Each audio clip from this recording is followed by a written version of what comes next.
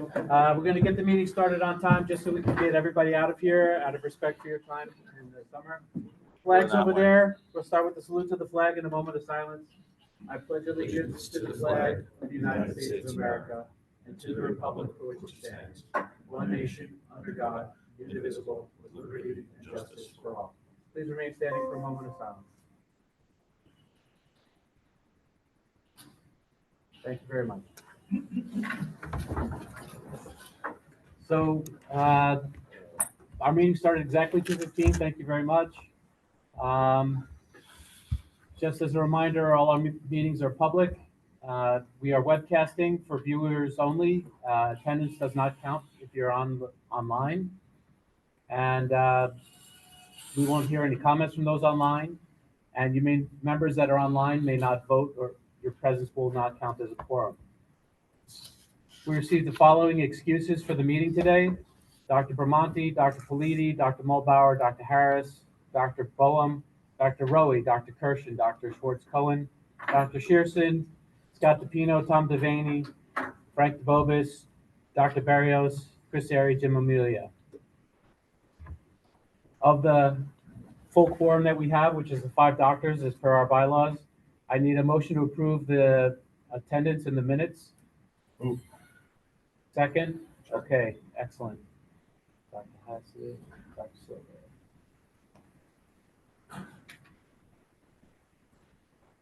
Thank you very much. Reading into the minutes, the Bureau of Compliance notifications. The Bensonhurst Volunteer Ambulance Corps operating certificate 7193 has had their certificate revoked effective July 16th, 2025 for violation of New York State Code of Regulations 800.21J, PHL 300121B. EMT Stephen Tanner, EMT number 430642, surrendered effective 6/2025 for violation of Code of Regulations 800.16A13.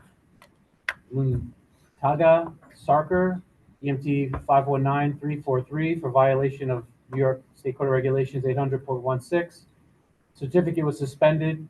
Certification is suspended for 3 years effective 6/17. The suspension is stayed pending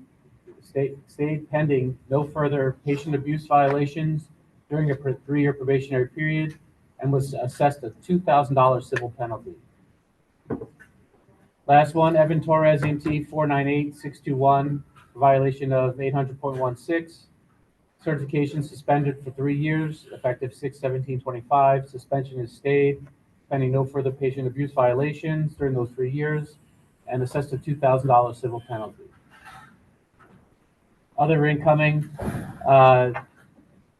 information: there was monthly call data provided to us from medical control staff. So thank you to Jim Amelia for that.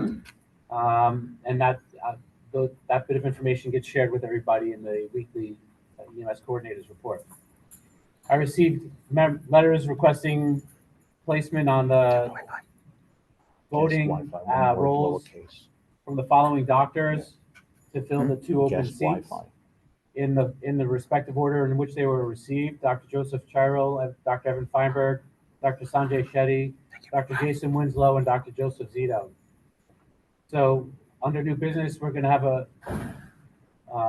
we'll bring up the motion to add 2 doctors to the voting and add 3 or 4 to the non-voting roles. Outgoing, there were some other physicians who expressed curiosity about REMAC. So I sent a standard letter that I typically that I just basically cut and pasted and sent it to them about what REMAC is and what we do, as well as the obligations of a REMAC member for the committee. We only meet 6 times a year, and the dates are already preset. In addition, I have a standard letter that goes out. Sorry, I have a little frog in my throat.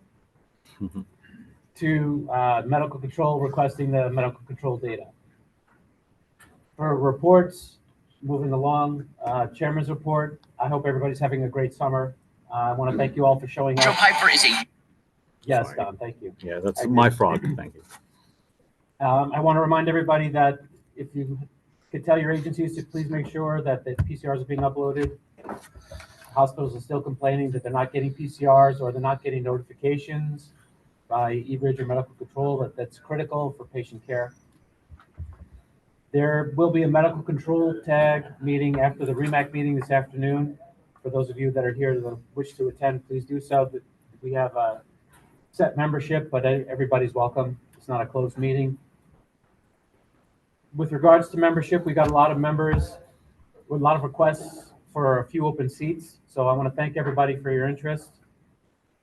In accordance with past practice, these voting seats are allocated in order of time of request of receipt, not according to a constituency. So anybody that's not made a voting member at this meeting will be made a non-voting member and will be moved up as seats become available.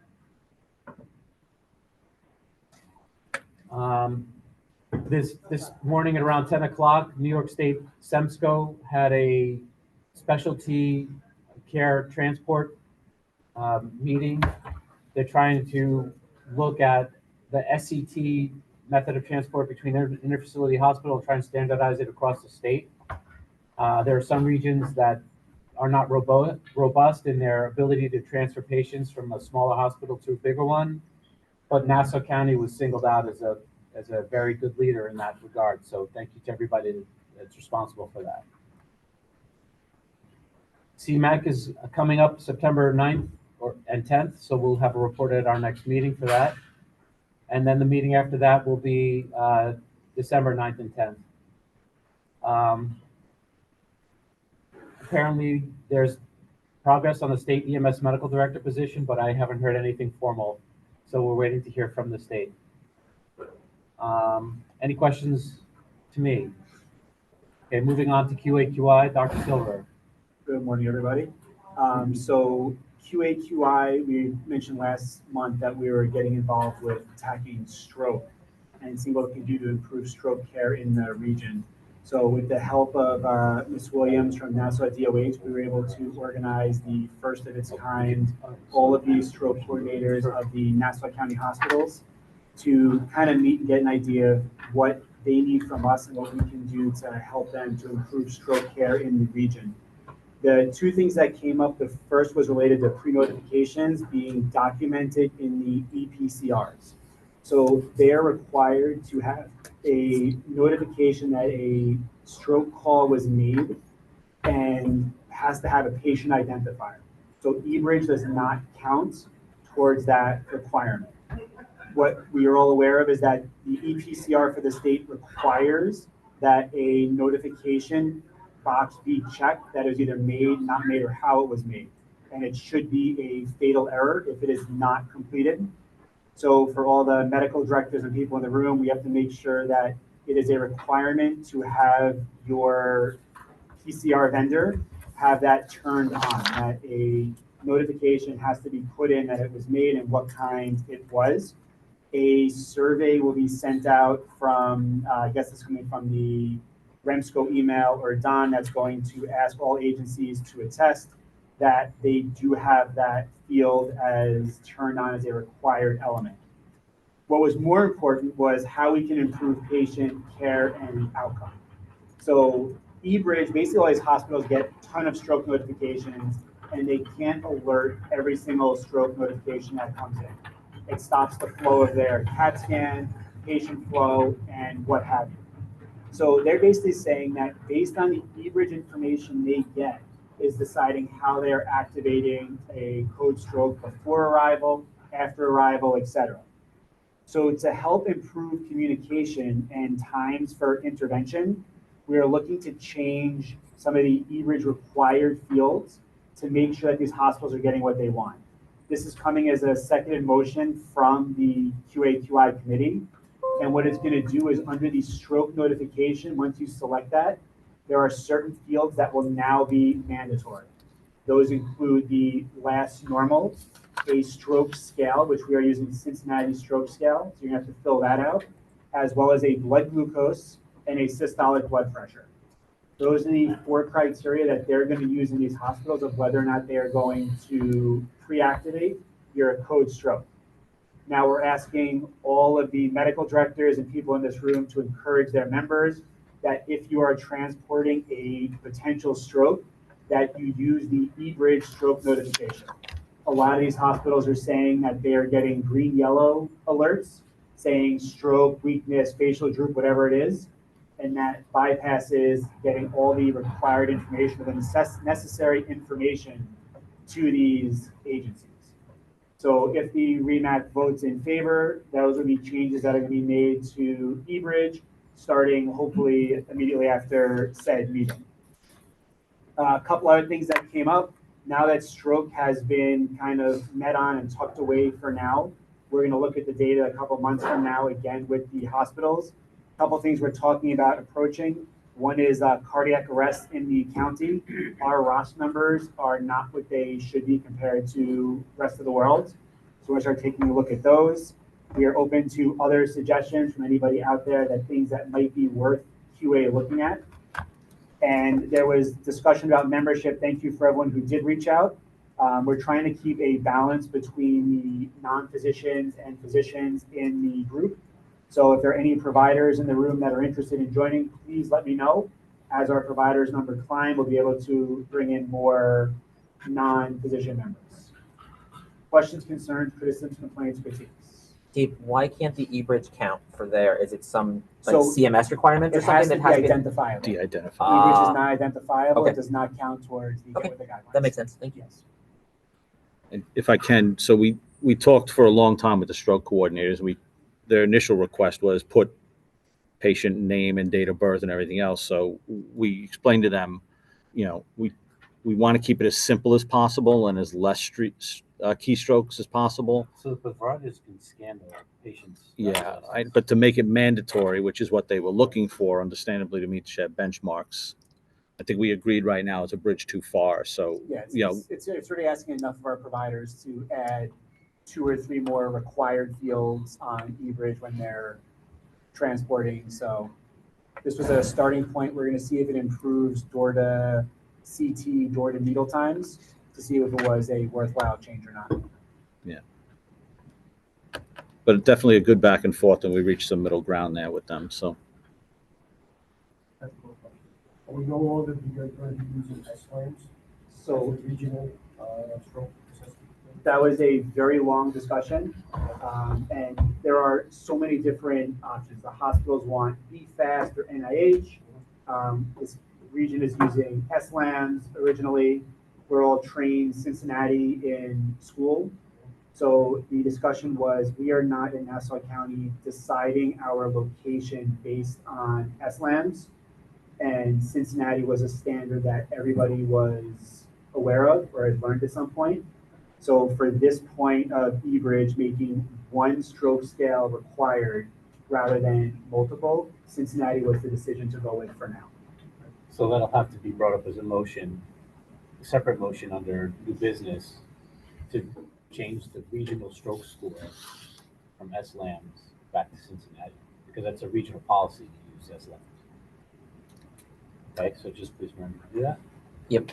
Matt, it seemed to be an issue between sensitivity and specificity. SLAM's more specific, but Yeah. Cincinnati more sensitive, and they're not getting the data that they wanted, which we didn't know at the time. So that was the feedback. That we had a offline discussion also about it. So that I just want Yeah. information to bring back to the party. Yeah. There's going to be confusion. So just to get a clear guidance to where we're going to go. So just for clarity too, that field in eBridge is not changing at all. It has been since day one, Cincinnati. The only thing will be that it will be required to be filled in rather than, as we started with all of our fields, everything was optional. At least we hold the provider up from, providing patient care. This really just mimics the pathway we went down with RTAC and the stroke people when they were trying to meet their ACS benchmarks. The stroke people are trying to do the same thing in their own little vertical. So a similar process, just a different way to get to it. the providers can still do an SLAMs. It's just the Cincinnati is what they agreed on that made more sense. And, I just want to avoid confusion. Sure. There's always a lot of questions.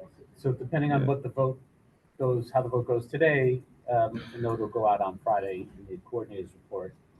as the policies change, and we'll change the policy manual. Any If other I can, questions for quality? the one of the backstory, just to try and allay some confusion, is in no EPCR platform in New York State is there an actual coding for SLAMs. So that may also be holding up some PCRs depending on the vendor and how they have it coded. If it's not coded to some other known score, with or without the provider's knowledge, then it's failing because it has to be coded to something. So like anything else, I know it's a whole rabbit hole to go down. If you have any questions, please reach out.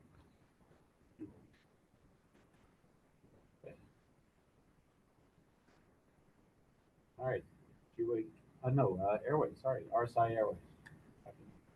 We did not have a meeting because there was really nothing on the agenda except for one provider's application, which we're going to be working on just as a kind of vote electronically. So other than that, everyone's been great, but we had nothing for Airway. So we'll see you at the next meeting. What about the advanced airway forms? Are they being filled out? Are you collecting them? Yeah. I mean, everything seems to be fine. I mean, and then we're waiting for more guidance from the state. I know about what they're doing with supraglottic airways, but that's a policy coming from the state that we don't have back yet. So BLS with supraglottic airways. Yeah, the state's working on the policies. There may be some additional suggestions from the state, but they haven't. Do we have an ETA on that? Do you know? Last conversation with the program agencies was it could be months. Yeah. Okay. Months. Right. Yeah. Us too. So just the synopsis there to dispel confusion is if you were in the pilot program for adult cardiac arrest, you may proceed doing that even though the pilot program is ceased and there's no filing requirements. If you were not in the pilot program, everyone's just got to take a breath and remain in a holding pattern for right now, because the region nor the state has a process to add new agencies. And I'm going to follow up a question then. So if you were in the if you were in the if you were in the IGEL protocol thing beforehand, what are we doing with pediatrics? Are my BLS providers allowed to provide pediatric IGELs even though we were in This pilot program was specific to adult cardiac arrest. So only adults. Only that can continue, right? Regardless of a collaborative protocol set. So yeah, there's an email that's in the coordinator's report for the last few weeks from the state clarifying all this. So it's not my word or my interpretation. I've heard that too. There's legalities because only now after the fact, it's really not in scope of practice nationally. So they just want to make sure legally and medically the ducks are in a row with a policy before anyone does anything. So what do you mean by that? Yeah. So it made it into the protocol, but they don't have the policy to back it up. Well, the protocol is a separate process than the policy. Yes. Okay. And thankfully the doctors move quicker than the bureaucracy. So thank you to the doctors. RSI agencies right now? 4?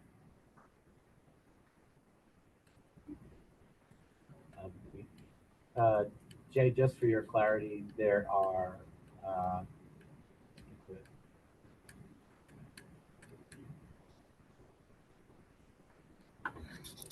that's a note, sorry. Oh, Glen Cove, New Hyde Park, Lido and Point Lookout Fire District, and Northville Health. Yep.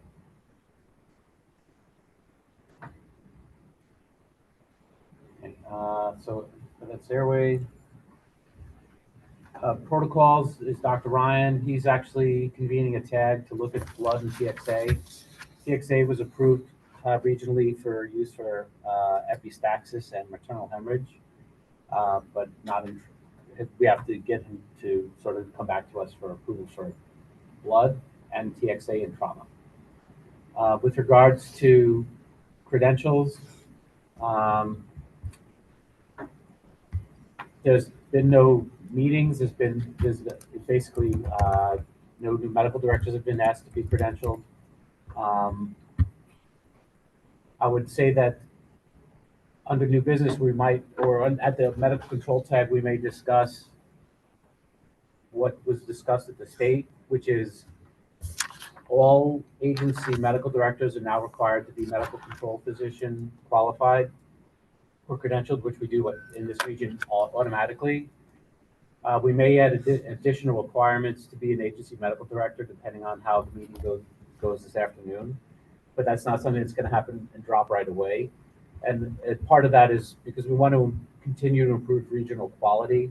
And if we have medical directors that don't participate, then we're not going to have good quality. So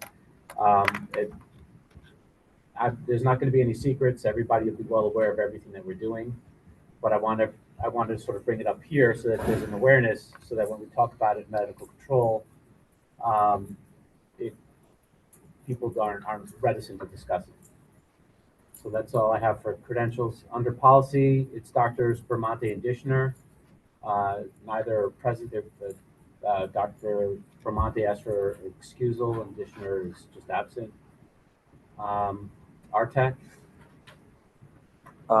So John and I sat in on the RTAC meeting. The previous RTAC had questions about TXA, but they recently reorganized themselves. So we presented in front of them and asked if they were okay for using TXA for trauma, and they were wildly supportive and unanimously said, sure, why aren't you doing that? So RTAC is all good with us using TXA for trauma. So bring it up in the new business. Yeah. Yeah, we could approve it. Yeah, the RTAC was John and I were expecting like to have a discussion, Yeah, and they literally were like, "What do you mean? Of course you could do that. That Do it sounds now." great. Yeah, Yeah. do it now. Go right ahead." So good news on that. Sweet. All right. So I had all that to say. Yeah. 30 No, seconds to clean it up. Yep. No, Thank you. RTAC said yes. Okay, fantastic. The TXA for epistaxis, maternal hemorrhage, and trauma. Yep. Okay, yeah. Okay. That's easy. I mean, if you have them, that's amazing. Our eBridge communication, Dr. Josh Kruger. Okay, so, eBridge, comms for the year, up to date here, about 34,290, which is good and increasing. Video calls year to date, 148, that's up from 105 in June. Trauma notifications, 483. STEMI notifications, 122. Stroke notifications, 605. Notifications year-to-date not acknowledged, 106. And that's because from Medcom 2 hospitals. So it's in the coordinator's report, and that's pretty much Okay, thank you. Any questions about eBridge? Please use it, and there's going to be some changes coming up after we approve it. There is a non-compliance report that was created by the eBridge committee given to medical control, but that's not used either. It was one that we could abstract data from, but we still use pen and paper and a PDF. So hoping to improve, and that's going to be one of the discussions at the medical control meeting this afternoon. For the EMS modernization, no meeting, I'm assuming. Yeah. Okay. Medical control tag, there's a meeting this afternoon. I was hoping to have some more information for you at this meeting, but there's been no meeting and no progress. The whole blood tag, Dr. Ryan for protocol is working on that. Remsco, Chairman Caldor. no report, sir. Okay. Easy enough to type. Thank you. Dana Cortopassa for ED committee. Anybody have anything for the ED committee that we can get back to Dana? Okay. Report. EMS coordinator. The report keeps going out every Friday. Now that we have conversations with our hospitals, added hospital contacts to that distribution. So it goes to every EMS manager and medical director from every agency, all REMSCO, REMAC members, and now all hospital leadership, including stroke coordinators, trauma managers, ED nurse managers, CNOs, ED directors, emergency management personnel, and everything else. So as we continue to foster our relationships and distribute information to those that it matters, that's where we're at. Lastly, next state meetings are September 8, 9, and 10. So we'll report back after that. Those are in Troy, New York. Okay, nothing from Chief Otero, it's not here. All right, so moving on, the unfinished business is the medical control tag, which again, we're going to be meeting this afternoon. The New York State Division of Legal Affairs decision on certain regional questions that were proposed to the state in December. There's been no answer or response. Apparently there's some changes in the staffing at the DLA. So we're waiting for the state to get back to us. Other unfinished business, including the establishment of EMD for all regional PSAPs. Dr. Matthew Harris was going to take charge of that, but he's not here today to discuss how he's doing with that. Is there any other unfinished business? Just everyone, I did forget to mention under airway, Dr. Winslow from Suffolk County is helping us out. We're looking into their data from Suffolk related to RSI versus our data in Nassau related to MFI, using the data from eBridge and Suffolk County's data, and we appreciate that, Dr. Winslow. Thanks. So we're just working on a little research project so we can report that out. So that'll help us do better airway management here in Nassau. So just know that's being worked on. I forgot to mention that. Sorry. Yeah, the closer we come together is sharing regional data. Yeah. Suffolk's been a huge help to us, and Yeah, we appreciate you greatly. Crazy invisible line. Was it 30 years ago? It was the Nassau Suffolk REMAC. So Do that again. actually more than that, 40. More than 30 years. 40. I was on that. Yeah, all right. Yeah. Well, it was never mind. All right, never mind. Held in the stables. Yeah, no. Couple program agency too, right? That's when Melville.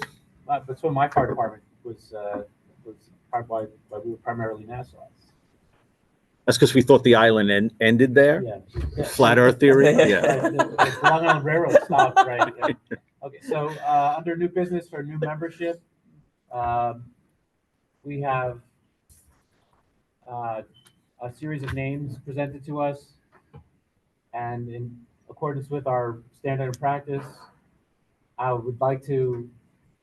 They're not here, but I'd like to move Dr. Joseph Chirol and Dr. Evan Feinberg up to voting membership, and then move Dr. Shetty, Dr. Winslow, Dr. Zito to non-voting position membership with the opportunity to move up if the seat's open. I need a second. Just got a question. Yeah. Has either of those two that you're going to move up to voting membership have ever been present? Yeah. Evan used to be present a lot, and then he had issues at work. And then Joe, I don't know. I know Joe, good guy, but I mean, I've never seen him. So I just, So if he doesn't show up, then we could just pick him up and move everybody else. It's easy peasy. Dr. Feinberg back in the US? You must be thinking of Doc from Plainview. Thanks for Plainview. Oh yeah, no, Different. Evan's from NYU. That was in my. Yeah, Oh, Dr. okay. Feinberg. He's Franklin He's in Square the- and Munson's medical director. Yeah, he's an active medical director in the Thank you for region. remembering. And Oh, okay. Yeah, and Munson. Can't forget Munson. All right. Right, so we have a second. We have a precedent that we just follow the Correct. order in which they apply to us. I'm just asking the question to the body, whether or not we want to consider those who not only apply, but those who are present and Okay, active. so there's a question on the motion, and Any discussion on it? yeah, if anybody else want to address the concern or the question? It's a very valid point. It's an extremely valid point. I mean, we do want active participation. Right, Otherwise, so. we're waiting 6 months to kick somebody back off. Well, there's one of the other things under membership is going to be removal of somebody who hasn't been at a meeting in over a year. And stop. Can I make a recommendation? Before we get, Yeah, Is there anything on this in your bylaws? I think we had something in,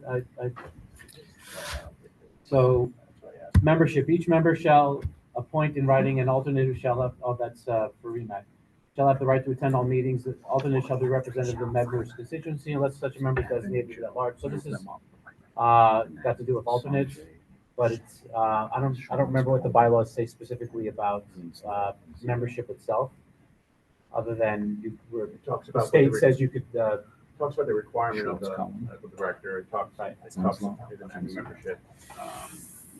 Right, talks about what their requirements are as far as, being a physician in good standing and so forth, but I don't think it talks to the process. correct. Maybe it's worthwhile to actually set a standard for what the expectations are for somebody to, attend a certain amount of these meetings. Well, that is in There- there. that is in the bylaws. The attendance is in the bylaws. The question is the process by which we select those from a list.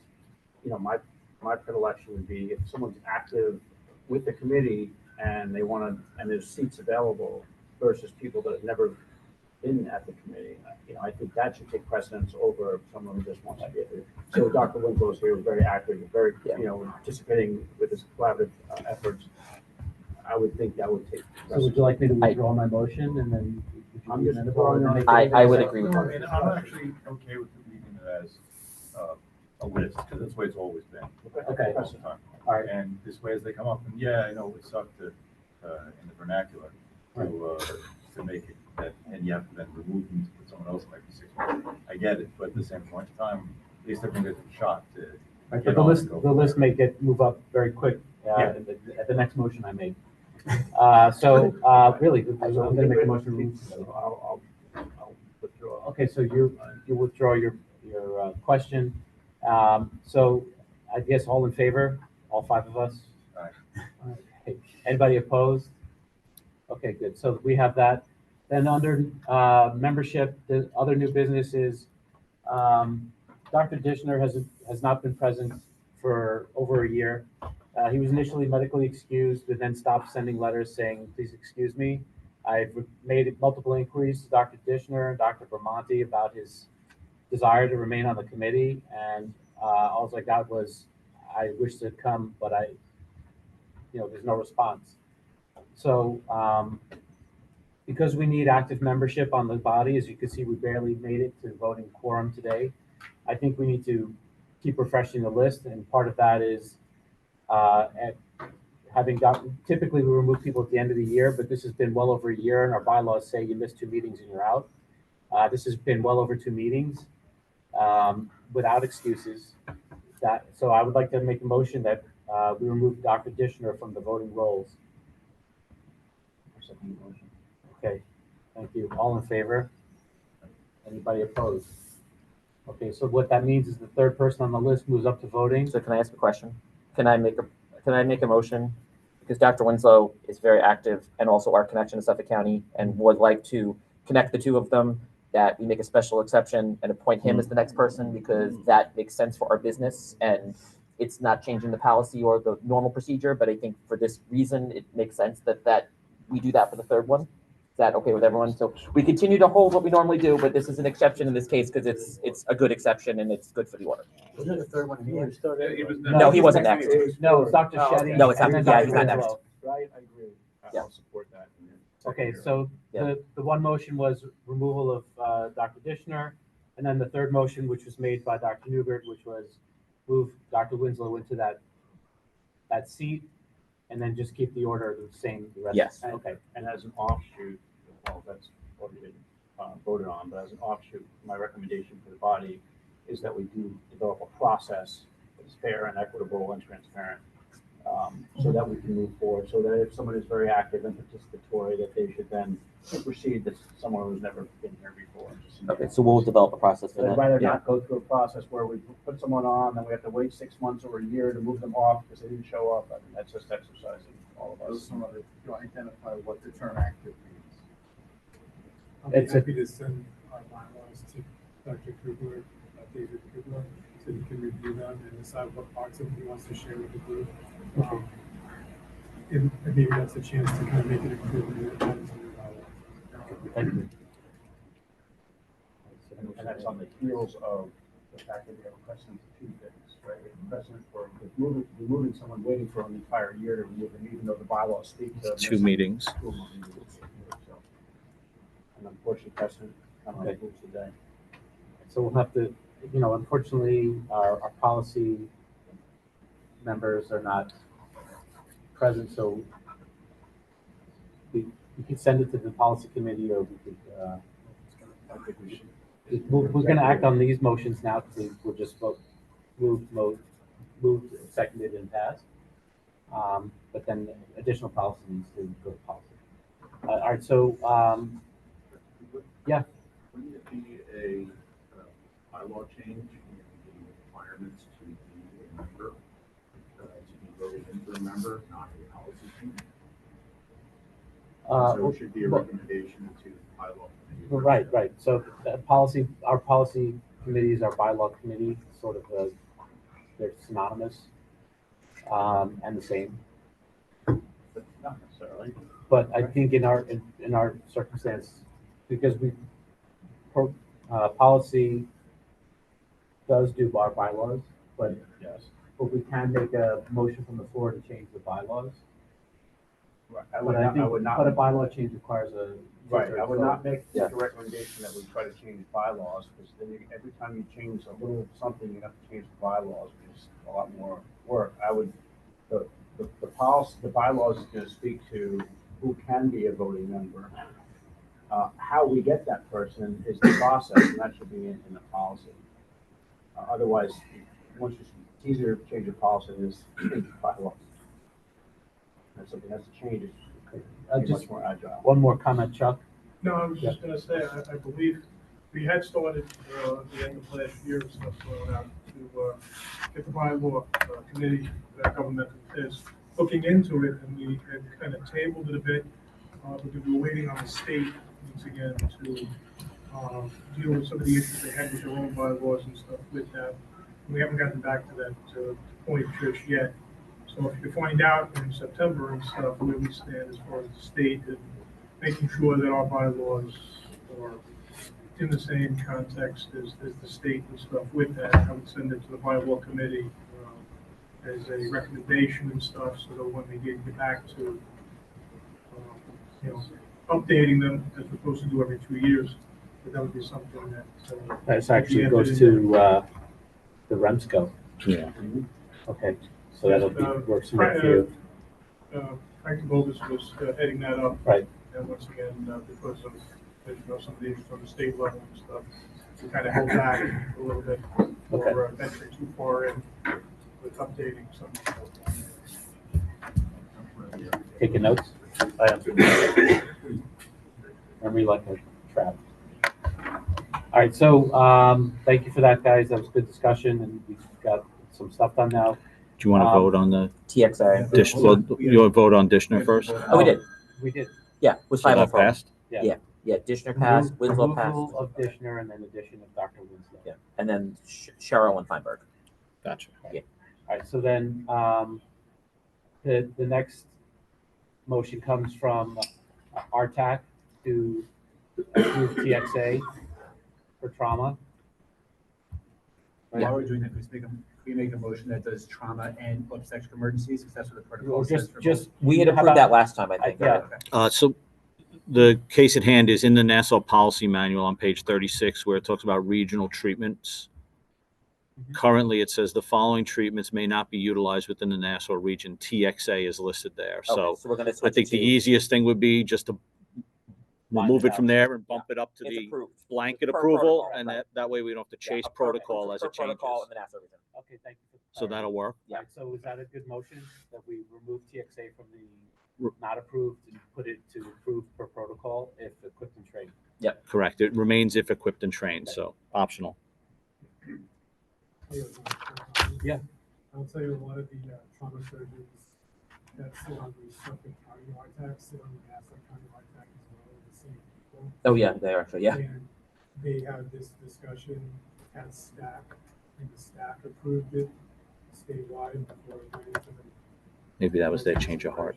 Yeah. It's increased from 100 to 2. Right. And then they approved, the Suffolk County RTAC approved it at their main meeting after they realized that the one thing that they recommended before is for those with a slightly longer transport time. So under education, and I have an education piece on our website, and we could steal it and review it. It is meant for patients who have an estimated transport time of longer than 10 minutes. which Yeah, impacts we don't want infusion people cycle. delaying on seats to do stuff. We want the transport. Correct. But that's, Was not equal transport, anyway, so right, that should be under initial training from the region, from the agency, not the region or the protocol.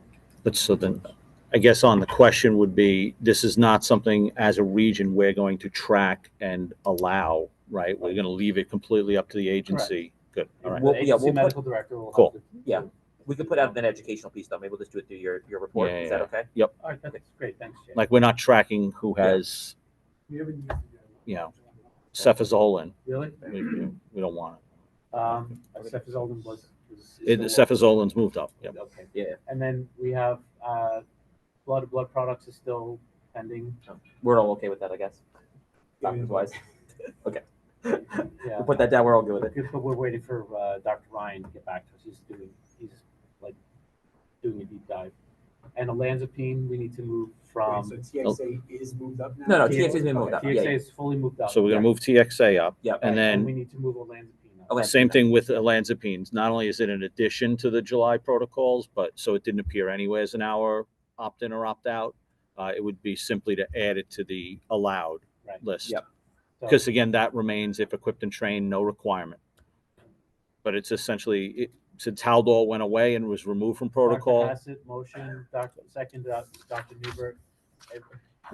Sounds good. Anybody opposed? Okay. Good. All five of us. Good. Thank you. and those will go to Remsco as a seconded, right? Yeah. Cool. Seconded and passed. Correct. All right, so then from a seconded motion from the quality committee or the edits to eBridge, we need permission from, or we need to vote on the motion to change eBridge so that these are mandatory fields in the stroke notification form to make last known well, time of onset, blood glucose, and stroke score findings and systolic blood pressure mandatory fields. Sure. Okay, everybody? Yep. Yes? Okay, so we're all in agreement, so that moves. We have to change the policy manual for that. And then we have another seconded motion from the stroke committee or the QAQI committee to change the policy manual so that the regional stroke score reflects Cincinnati stroke score, not SLAMs. Anybody opposed? Okay, because it comes as a seconded motion. All right, so we'll do that too. So there's two policy changes in addition to the TXA. I'm sorry? We refer to it as a stroke scale, and stroke score, Yeah, low scoring. right. This is the Cincinnati stroke score. Whatever. Cincinnati. We'll yeah. clean it up. We'll Yeah. wordsmith it.